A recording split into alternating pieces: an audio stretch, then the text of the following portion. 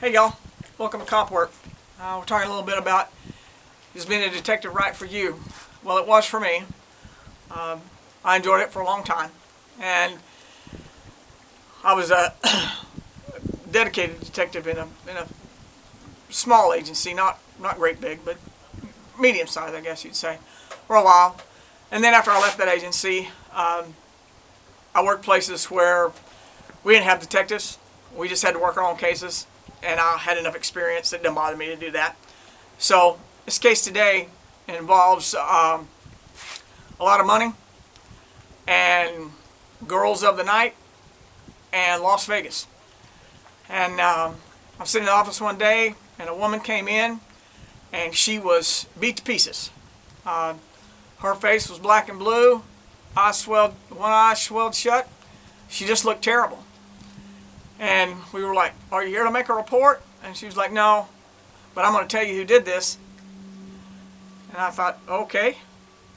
She said, "I'm a girl of the night, and we and my pimp live here in this town, and we work in a major city that this town bordered."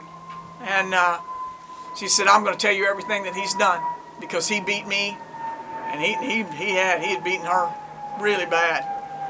And she said he's a convicted felon, and he's got guns and money and drugs. You name it, he had it. And so she gave us all the information about him. And that old saying goes, "There's hell hath no fury like a mad woman." Well, she was mad. And I mean, she told everything she knew. And we were shocked. We had no idea. It was him and I think maybe half a dozen other girls living in a condo in the city we worked in. We had no clue. They were quiet. There's nothing. Nobody knew anything about them.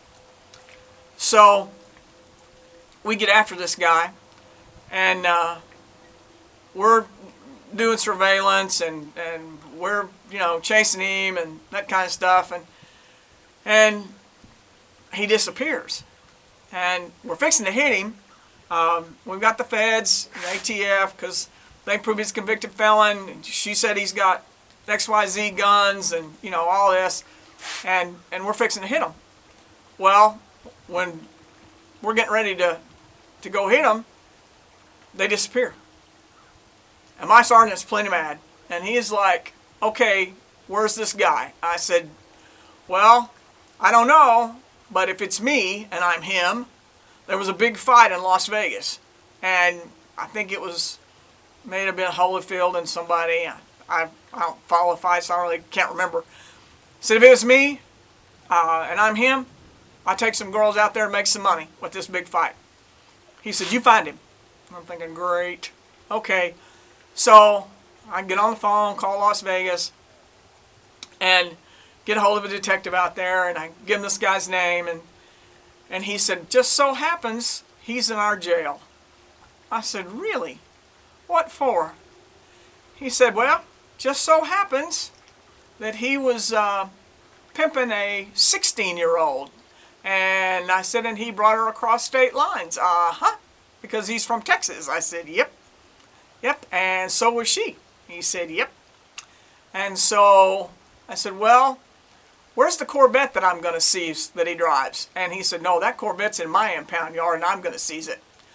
So I lost my Corvette, or the police department did. I wouldn't have got to keep it. PD would have kept it, used it as a dope car probably. But anyway, they got the car, they got him, they got all the money that he had. Well, eventually he bonds out, and he comes back, and we start chasing him again, because we know he's got these weapons charges. And so ATF and whatever, they're helping us, and finally I'm not there, but my partner and my sergeant and this ATF agent, they're down on this famous street in this major city where girls of the night ply their trade, and sure enough, he drives past, and they get him. And they snatch him up. Well, he's got about $6 grand on him. and driving another Corvette. You know, who says crime doesn't pay? So they snatch him up and bring him back to the jail, and they interview him, and I never did get to talk to him, but they interviewed him, and he tells them, they said, what are you doing with all this money? He said, well, he said, I used to run drugs all the time. He said, but I got tired of this big city's dope dogs tearing up my cars looking for drugs. He said, so I use some drugs, I have some, but I don't sell drugs anymore. He said, I just work girls. And he said, I make so much money in $100 bills. Used to be candy boxes came in 5-pound candy boxes, pretty good size. And he was filling those up once a week with $100 bills and sending them to his mother who lived in another state. That's how much stinking money this guy was making. I was shocked. I was like, God almighty. He said, yeah. I said, oh yeah. He said, I make a lot of money. Tax-free. Tax-free money. So, anyway, they get him, and they hit the house where they were living in the city I worked in, and they got the guns, and he went back to the pen because he was a convicted felon, couldn't have the guns, so they got him on weapons charges. And then, of course, you know, he confessed to running the girls. That was just really prostitution stuff, and we didn't really mess with that. I don't know what they did about the money, but it was a fun case. It was a fun case to work. I was so shocked. And like I said, you never know. Had he not beaten that woman, she never would have told. He never would have gotten caught. Not by us. He might have got caught by somebody else when he got caught in Las Vegas. But we never would have known. We had no idea that they were living there. None. No idea.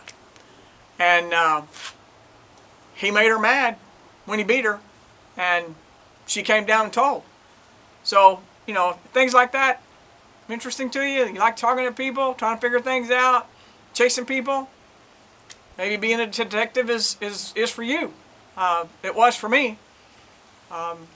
It's so interesting. The work was great. I had a great time. And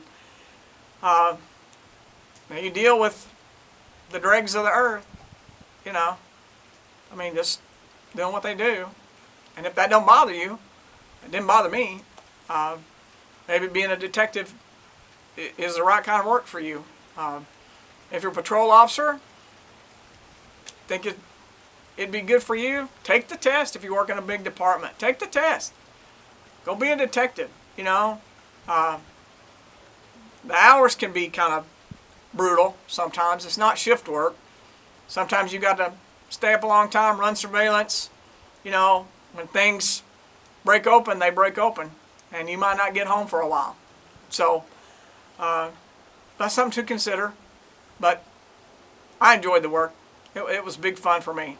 So anyway, you always hear me say at the end of these videos, if you can, please donate to the hurricane relief effort. They need everything. They need so much help. And if you've got a little bit to spare, if you can, give it to a charitable organization.